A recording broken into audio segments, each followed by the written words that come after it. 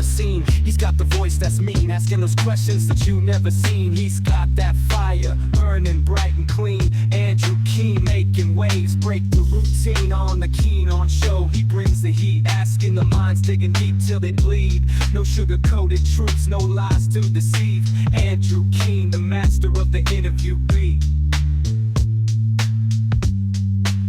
He's got the knowledge, he's got the flair, challenging ideas with a fearless stare. With every question, he's uncovering what's there. Andrew Keen, a truth seeker, he's aware.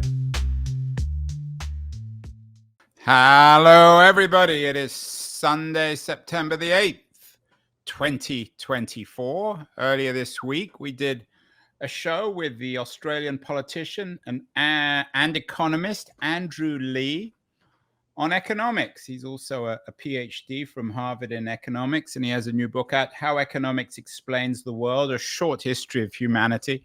I have to admit, whilst it was an interesting interview, I didn't quite understand everything he was saying. Economics, of course, is about our motivation as human beings, and my conversation with Andrew Leigh was, I think, a little bit theoretical. We're getting very practical, though, today in terms of economics. What drives us to do things? I think that's what economics is all about, and what doesn't drive us to do things. My guest today has been on the show before, is a journalist in New York, Rafil Kroll-Zaidi, and he has a new piece out on, in its own way, economics. It's called Among the Idlers. It's a piece about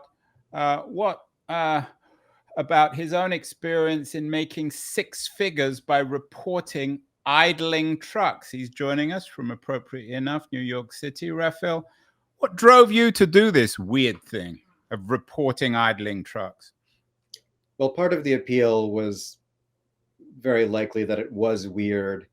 I saw a tweet a few years ago about this program, and it seemed not quite too good to be true, but the sort of thing that is exactly good enough to be true, asterisk, because there's something very funny about it. It reminded me very nearly, or most nearly, I guess, maybe not that similar, but the closest thing in my experience is that pastime that allows just regular citizens under federal law to seek monetary damages. I think you would actually have to sue to do this from telemarketers who call in spite of your being on the do not call registry. So if you can get them to out with who they really are, then you don't have to go all the way to sue them, but you send a demand letter and say, look here, you've broken the law, and I could come after you in civil court. Well, okay, you're getting too much into the weeds. I won't get Let's get down to basics. I gave the introduction on why we do things, and your piece is about how to make six figures by reporting idling trucks. Is that true? Were you making six figures in New York City reporting idling trucks? Yes. So there's, and that's 600. So that's over $100,000 a year. That's what it means. And there's a group of people who do this part-time, or a very few of them full-time, who make comparable amounts. So basically, so there are idling trucks. So these are trucks that are stopped, that still have their engines on, and they get reported in New York City. And the people who report them make over $100,000 a year. So before we get to the details of the program, why were you doing it? Purely for money? It wasn't purely for money. I think I have in common with the other very dedicated part-timers or full-timers who do this, that there was some sort of neurotic satisfaction to getting the law enforced in one area very reliably. If there's a building violation where they're doing dangerous work or work on the weekend, if you call an inspector, by the time the city actually shows up, the violation is long gone. There's no way to hold anyone to It's account. and we all, I certainly, I can't speak on behalf of everyone, but my own experience is I would love to get people fined in San Francisco. So many people double park, they break violations of one kind or another. It would give me great satisfaction, moral satisfaction rather than financial, and getting them fined, punished. But you're suggesting that you can do both. You can get both moral and financial satisfaction by reporting idling trucks. Yes, and you don't have to be in a very special way an aggrieved party here, where you take someone to small claims court because, say, their company has idled persistently outside your residence or something like that. This is open to all natural persons, which is a pretty broad category. And you can turn in buses or trucks that idle illegally. And how do you prove it? How can they can they just switch their engines off and say, well, you're wrong? Well, I think because of that very possibility, the standard for proof has risen. When the city rolled this out about 5 years ago, the law had been on the books for some time, but there was no formal program for accepting these complaints. So when they initiated a formal program for accepting complaints, all you had to do was sign an affidavit, and then someone could say, well, I wasn't there that day, end of story. Then they moved over to a video standard. So as long as the video is any good, it's very hard for a respondent to claim our fleet was nowhere near there. So you carry your iPhone around, you video this idling truck, and we got this great image from Curbed, which is a New York a New York offshoot of New Yorker magazine, and that proves that they were doing what you said they were doing, and they get fined, and you get your cut. If only it were exactly that simple, but yes. Okay, but that's all the theory. Yeah. So I've got this wonderful image. It's a sort of, it's almost like Repo Man, which I saw recently, that classic American movie. I can imagine guys like you, Rafil, wandering around New York trying to report these idling trucks. Is that the case? Would you just wander around all day, sit outside cafes waiting for the truck to come along, and then you'd photograph them or video them, and you'd pay for your coffee and your lunch? I've excused myself from a dinner or a lunch before and said, hang on, I'll pay, just give me 4 minutes or so. And that's exactly what happens. Delicious. You never pay. I'll have to catch you next time I'm in New York, although you're not doing it anymore. And how many people actually do this? And how did you find out about it? I am actually still doing it. Oh, you are? So come anytime, you're welcome. And as long as we sit on a busy thoroughfare, I'll stand you to a lunch. So I do it part-time, and I would say there are probably at this stage 5 or 6 dozen other fairly prolific part-timers who submit at least 1,000 complaints a year to the city. So 1,000 distinct idling complaints. Then there are very few full-timers, maybe barely over one hand's worth, who are incredibly productive. I mean, some of them are less productive than the most productive part-timers, but the whole community of people who are really into it, really gung-ho and highly productive, still at this point probably well under 100 people. Well, Rafil, for people who are just listening, you look a little bit of a hipster. You've been on the show before. You also you wrote this wonderful piece for Harper's on Branson, Missouri, a very long piece. I think it's the longest piece Harper's has ever run. So you have a hipsterish quality. Do most of your colleagues and the other idlers, are they also of hipster quality? Do you, as you report these idlers, then you run into your local vinyl store and buy a record, or buy an expensive cup of coffee? I abhor expensive coffee, but I am artsier than most of my cohort. You're certainly right in that. Many of them are sort of holders of advanced postgraduate degrees, lawyers are very, surprise, very surprise. Probably PhDs yeah. in philosophy from Columbia or NYU, right? Having spent Yeah, hundreds of thousands of dollars on their education, now they're paying it back by reporting idlers.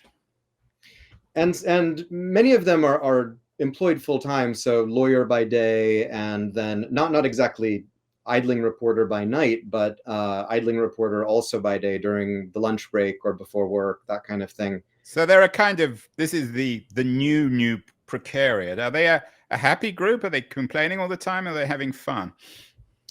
I think their idling work is precarious. They complain all the time and they have fun, so it's both. I would say that the weird irony of this program is that it does attract people who are financially motivated as well as environmentally motivated, and the two tend to sort of start to run together. The financially motivated get really into the environmental stakes, and the environmentally motivated wind up finding the money rather a nice incentive. But in order to do this, you sometimes wait so long to get paid and have to move through the bureaucracy with such finesse to get fully up to speed that you can't do it if you're living hand to mouth. You have to have a day job that's very stable, or a partner with a proper job and insurance. So strangely enough, it's the precariat who can't yet participate because it's a little too uncertain at any given point how and when this is going to pay out. And then, of course, and we're going to get to this because it's not a perfect program on any level, from any perspective. You have to deal with the New York local bureaucracy. All bureaucracies are bad. I'm guessing that the New York metropolitan bureaucracy is probably worse than average, is it? I mean, my most intimate point of comparison is with India, so I actually have to let New York City off the hook a little too easily, perhaps, because I've seen I've stared into the abyss, and yeah, so it's better than doing this. I'm guessing there are no programs like this in India, because every truck stalls in India. But mostly in traffic. I think you wouldn't sit around just running the truck for the AC in India because petrol's too precious. So there's an interesting thing, and there's an interesting thing there where it has to happen in an economy where you don't really think about the extra fuel cost or vehicle wear, and whether someone's a union driver or running or sort of a one-person operation, things like that. All of these minute things you start to notice feed into driver behavior. So the more expert you get in idling reporting, the more you start to see these fine distinctions.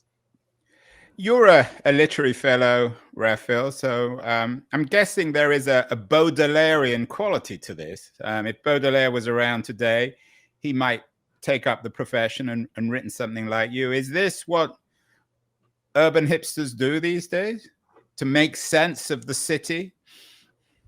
I mean, the Baudelaire comparison is beyond kind. Thank you, but I think this has attracted a variety of people who want a little bit of a stake in the system, want some sense of control over things.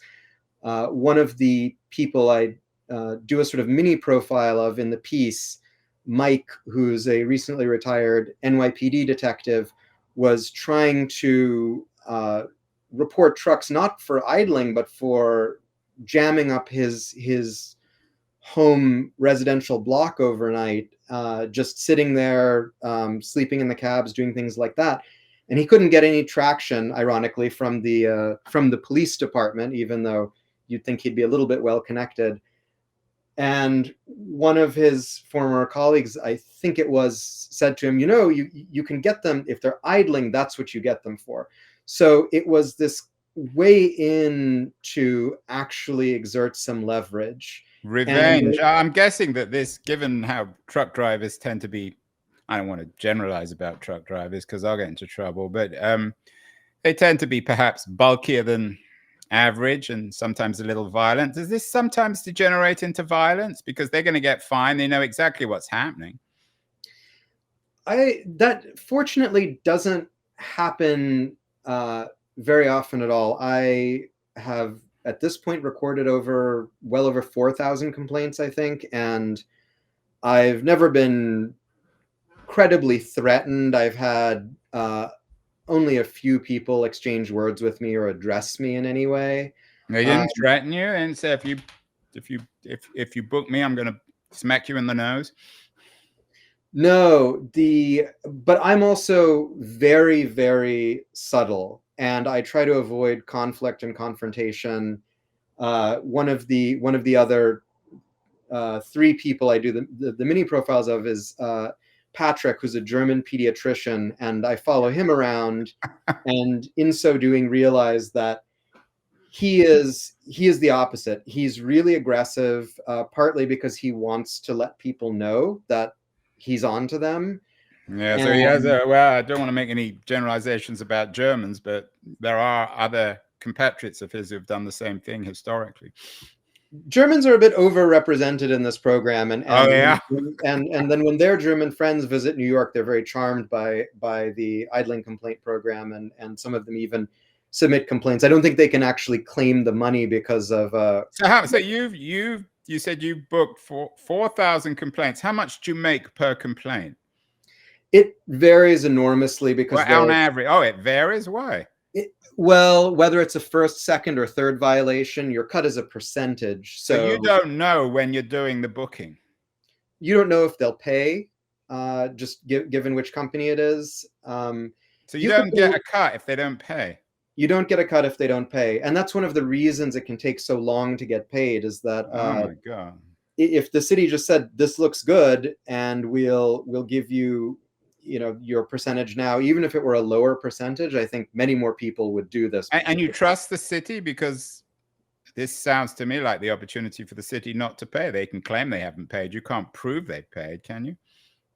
They're pretty good. I mean, the open data system in New York for this kind of fine is pretty well managed and centrally managed. So I don't think they would have an easy way to fudge just this one thing. And it's win-win. They make 3 times as much money as the citizen. The citizen gets a 25% cut. Right, the win-win. I like that. That's an economic term, and you call them citizens. Of course, they're citizen activists. I mean, that's the fair way of putting it, isn't it? They're doing good and they're making money at the same time. That's the hope. And just to come back before we get to the practicality of this, it's not quite as win-win as in practice as it is in theory. On average, I know that's a hard one, but on average, how much would you make per complaint if it came through, if it was paid? So I'll try to talk in slightly more general terms than just myself, because the numbers also vary from person to person. I submit what are essentially protest complaints, as do a few other people I know. So, for example, if they see a government vehicle idling, some of these people will, even knowing that the Department of Environmental Protection will refuse to accept the complaint, feel that there's an obligation to report this, or in the hopes that some appellate decision will come down, which will retroactively legitimize some complaints that were on shaky ground. So I would say the average per complaint for, depending on who you are and where you do it and so on and so forth, could be anywhere from $60 to $100. Well, pay for a decent lunch for you and a friend on the curbside as you're reporting these idling trucks. So is there an element, you mentioned citizen activists, is there an element of citizen virtue here? Is it a communitarian culture or a communitarian spirit here which is driving people? I think there's a great deal of camaraderie, and that's among the people who do it. There's also a broader sense of commitment to some of these communities. Sometimes people who don't want to go through all of the complexities of getting up to speed on the program will ask for volunteers to come to their neighborhoods and do the reporting and essentially drive down the idling in that area, with a reward, in terms of their own self-interest. I've also volunteered with a nonprofit in a community that had very, very little reporting going on, and very bad air and very bad behavior by trucking companies generally. So there's some sense of obligation to the rest of our number who do this sort of semi-professionally, as well as to New York at large. And if people want to become involved, or want us to do community outreach, generally those of us who are in contact with each other, there's some people who do this completely off the radar, no one knows who they are, but those of us who are part of a sort of an activist community will do our best to bring new people into the fold, whether they be whatever. The curbed visual for the piece among the idlers has an image of Superman and then of a private dick. Which is more appropriate? I mean, what do you dress? Do you dress normally, Rafil? Do you have a special uniform so you can recognize each other? Do you want to be as anonymous as you possibly can? You want to be as anonymous as you possibly can, and you want your phone to blend into your body and the rest of your kit if possible. So you don't want to stand out in any way. Although I do sometimes don a disguise. That's if I'm... What's the disguise? One thing or another. One of them is an Amazon delivery uniform. Oh, that's clever. Mm-hmm. And although, wouldn't you get into trouble for that? No, I mean, I'm not I'm not trying to enter anyone's building. I'm not sort of bringing disrepute. I'm sure you'd get sued by Amazon if they knew you were wearing their uniforms and making your own money by reporting idling trucks, including very often Amazon itself. That's pretty ironic. Yeah. Who are the worst? The worst idlers? Are they UPS drivers, Amazon drivers, tow-away trucks? It's funny that you should have mentioned repo men earlier. They're really bad. The stealth repo tow trucks. Oh, the repo guys? Yeah, the hook is hidden in the bed of a sort of regular looking pickup truck, so you don't see them coming. They're generally very, very badly behaved. But well, they were very badly behaved in the movie too. It's a great movie. It is a great movie. UPS are except at Christmas when they bring in non-union guys, they're very disciplined. They very rarely idle. So I always feel sorry for the UPS guys because it's a hard job. Are they required to switch their trucks off when they double park to drop in a package?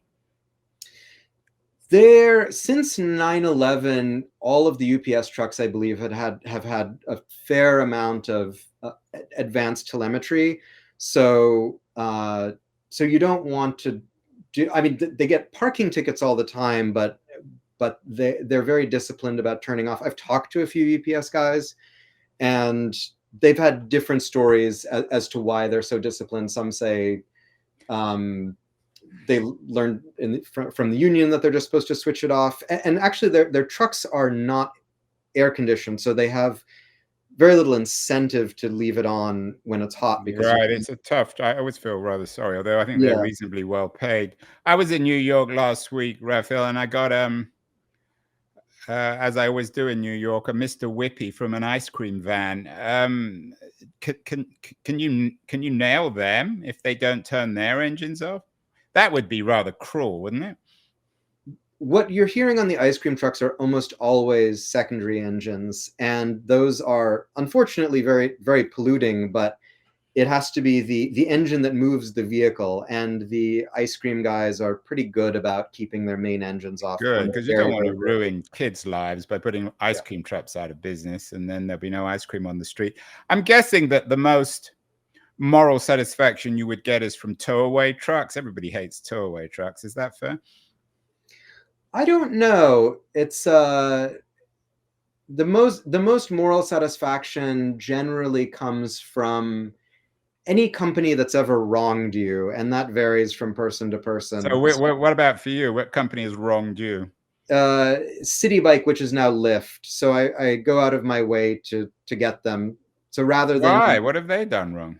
Oh, they just had they, I mean, this is a petty thing, but they didn't adhere to the terms of the written contract that they had about being able to suspend one's account. I mean, it's a little bit of a joke. I'm not sort of set on dinging them as hard as I can. But there are certain businesses that just operate with a lot of shady habits and impunity. I would say the waste carting industry is definitely one. So you see them. What about the recyclers? They're doing a good job. What about the other way? Do you sometimes feel bad? A recycling van or someone presumably trying to do some sort of good? I think I mean, it's funny that you should ask that, because one of the most interesting cases of elaborate countermeasures I've heard of among I mean, idlers sort of cuts both ways. There's been this kind of semantic drift where we use it to refer to ourselves and our activity as idling, but then idling and idlers are, of course, the things that the vehicles and the respondents themselves are doing. But the Salvation Army, which is yeah, that would be brutal, Rafil. They're a charity, but they are the local one in downtown Brooklyn. Their drivers have traditionally been very bad about idling, and rather than simply switching off, they posted a lookout, and so that rather than simply turning off the engine, the driver of the day could be warned. You have with a Salvation Army truck?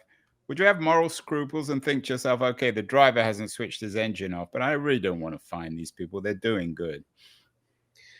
I think the scruples come in here and there, but I think they come in different ways. I think the Salvation Army is a bloated, not particularly well run charity. Well, so better than Amazon.com. Better than Amazon, but the scruples come in more in situations like if there's a mom and pop business that's clearly single operator, may not know the law. It would certainly be bad form to it certainly would, Rafil. Yeah. To record them. If Wim Wenders is watching, I'm not sure if you saw Wim Wenders' latest film about toilet cleaners in Japan. I love the idea of making a movie about a German pediatrician who is an idler on the side in New York City. There is certainly a cinematic quality to this. We've already talked about Repo Man. This could be the Repo Man for the 2020s. Have you sold the movie rights on the piece? No, but someone joked the other day before I had published this that Jeff Goldblum was following Patrick the pediatrician around and was set to pay him, and I had to ask for confirmation that it was in fact a joke. So there is a sort of madcap cinematic quality to the whole thing. Yeah, I mean, Jim Jarmusch, lots of urban filmmakers. I don't know if Jarmusch is still around, but Wenders, Jarmusch, that whole school of thought. Okay, so we've idealized it, I think, Rafil. It looks to be, as you called it, as economists describe this, win-win. But win-wins are never win-win, of course. So what's the problem with all this? Well, there are a few problems. One is that the winners often tend to be those, as I said, who can afford not to get paid for a really long time. So those who are already in positions of relative financial stability and privilege. It benefits the elite in New York. And there are people who do this who are a little more precarious, a little more hand to mouth, and they've had to figure out ways to make it work. If it were possible for a broader cross section of the city to submit more easily, get paid more quickly, then this would more rapidly move away from anything resembling a truck tax, basically, and toward the kind of ideal sunsetting scenario of collapsing under the weight of its own success. So do you have competition? You're a sort of a private cowboy service. Are there traffic cops or parking people working for the city who give out parking fines? Can they do the same thing, and do they compete with you? NYPD, the Department of Environmental Protection and other agencies can all issue these tickets. They never did it very much before this program came into being, and once the program came into being, ticket written by a traffic cop or a DEP agent out in the field those are hen's teeth. So our only competition is one another. You can write only one summons per vehicle, per location, per day. So if there's a cable service truck that's sitting in one spot for 10 hours. I see. Yeah, I bet the cable companies are bad at this. Okay, so one problem is it benefits the wealthy, which is probably true of most things. What are the other problems? I wouldn't say the wealthy, but it benefits. Well, it benefits those who are less precarious than others. Yeah, less precarious and wait 3 months for their income. Yeah, and the other ways that it's imperfect, it's very complicated, which also discourages participation. And I think that's partly been by design. The city is a bit overwhelmed dealing with the number of complaints that come in. Last year, it was about 88,000 total raw complaints that they received. This year, it's set to be in excess of 100,000. So for your 4,000, that's what, 25 times 4. So there's 25 of you. 24 or 4.5 is my lifetime. Last year I was about 2150 out of 88. So lower You're percentage. A big player here. You're a big idler. I suppose I am. And I mean, it's funny to hear you say that, because this is a sort of a form of work avoidance for me. But it is work. You got to walk around with a camera. You got to snap the camera. You got to do the report. I assume it requires some filling in of forms. It must be annoying in some ways. The filling in of forms is very tedious, and I'm one of a few people who use a back office in India to deal with the most. Oh my God! So Rafil, so you've got the precariat really working for you. You're working off platforms in India to actually submit your documentation. They're definitely not the Indian precariat. Some of them are postdoctoral students and things like that, but certainly in a sort of in a PPP sense, they are so not. What does this tell us about you? As I said, you've been on the show before. You wrote a long piece about Branson for Harper's. I know Harper's don't pay very well. You spent months, many thousands of words writing this piece up. I assume you got paid about 5 cents a word. What does this tell us about aspiring young writers, magazine writers, book writers, novelists, nonfiction writers? Well, it is very hard these days to make a living simply writing magazine pieces. And I suppose for the past couple of years, my other source of income has been this program, idling, and then a little bit of dust complaints for gypsum board being crushed in inappropriate ways and spraying all over the street, that kind of thing. Mostly the idling reporting, and this.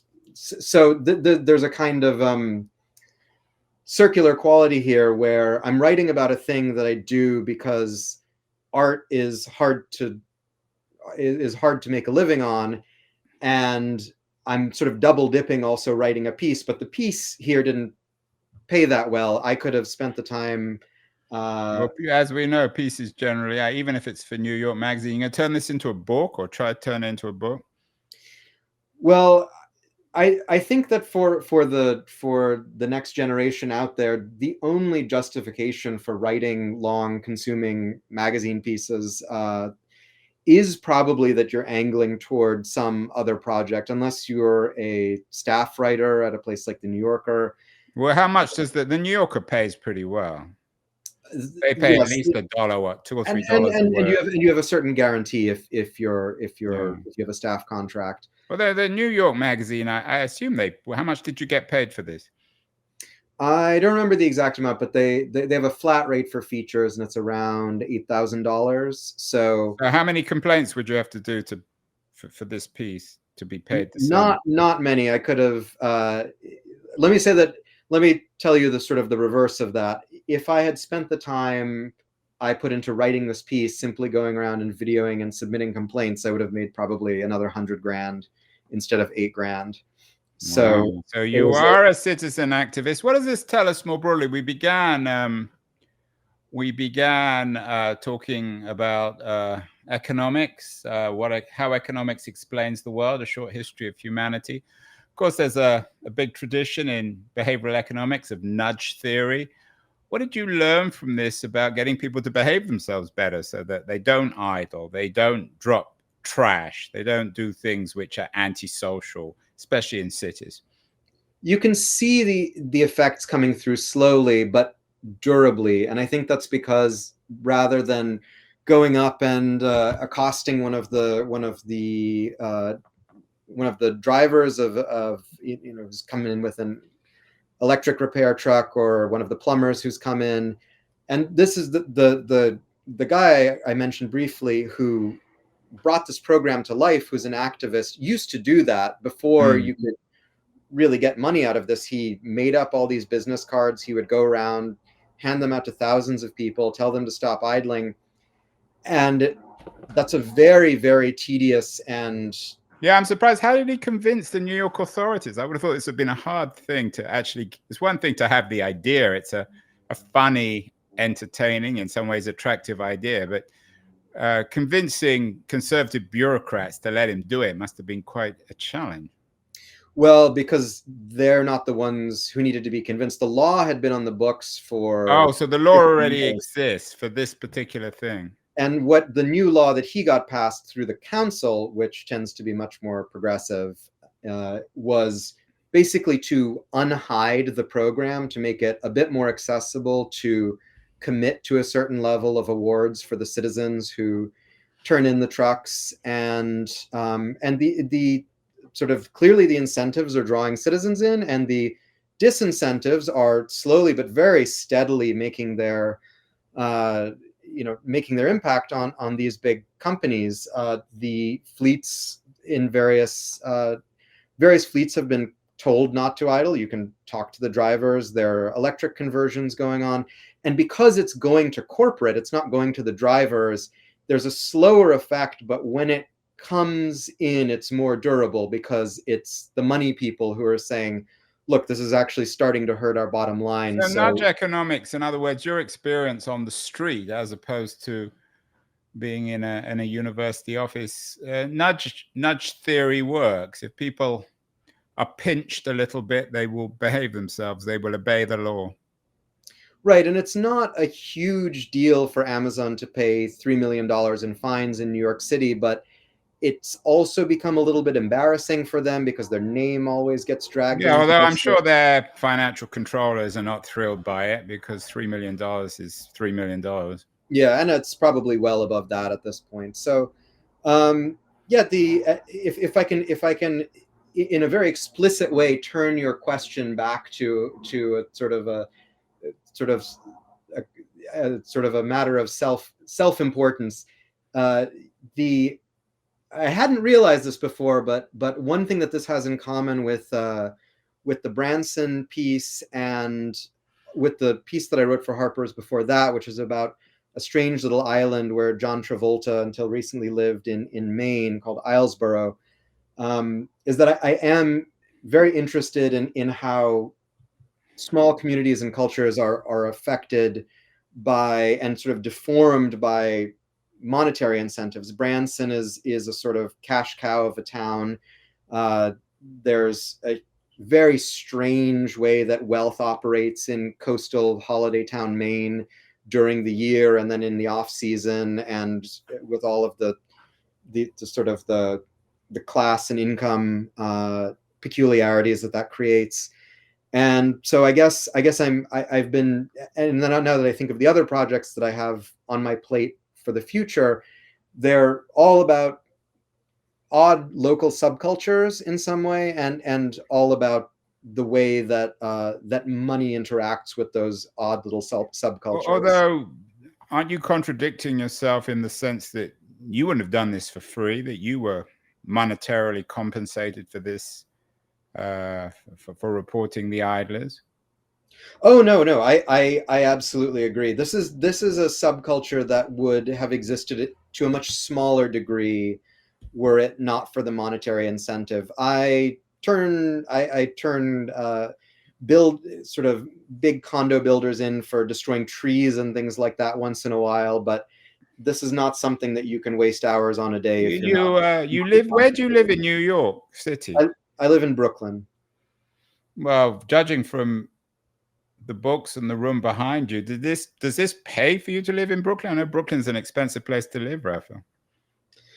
I mean, I suppose that's true of much of New York City. It's my principal source of income at this point. I actually waited 2 years before requesting any of the money from the program, and part of that was possibly out of some vague sense of journalistic virtue because I was also writing about it. But I actually think the main thing is that this is so how do you survive? My partner has a real job, and I do make some amount of money from writing. And what's your partner do? She's a private investigator. She also writes. She used to be an academic. She's a private, so you're quite a team. She's the private investigator who makes more cash, and you're the idler. And do you watch each other? Do you report each other? What happens if you caught her idling? Well, you can't do a private passenger vehicle. It has to be. And finally, when is this going to come to San Francisco? There aren't any. I'm not sure when you were last in San Francisco. The police have, for one reason or other, retreated from the streets of San Francisco. So everybody breaks the law. And there are a lot of bad drivers, a lot of people who speed, who don't stop. When can we take this model and turn every local San Francisco person into an idler who can report anyone who breaks the law, especially when it comes to driving?